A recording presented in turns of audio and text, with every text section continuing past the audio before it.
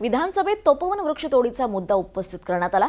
तपोवनातील वृक्षतोडी विरोधात आदित्य ठाकरे हे चांगलेच आक्रमक झाले होते। तपोवनाचा मुद्दा अत्यंत गंभीर असल्याचं आदित्य ठाकरेंनी म्हटलंय। जे म्हणतायत आम्ही नाशिक दत्तक घेतलंय ते झाडं कापायला निघालेत असा टोला आदित्य ठाकरेंनी लगावला। हा जो विषय आहे तपोवनचा अध्यक्ष महोदय खरोखर गंभीर आहे।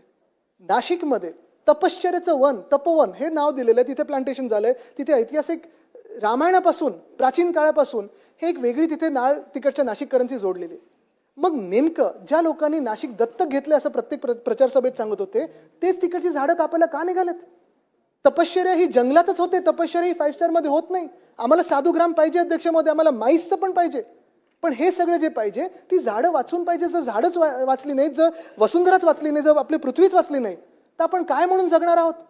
की नाही तर आपण एकदाच ठरवून टाकूया की संजय गांधी नॅशनल पार्क असेल, तपोवन असेल, अजनी वन असेल, सगळं सपाट करून टाका आणि वाळवंटात आपण आपला कारभार चालवू।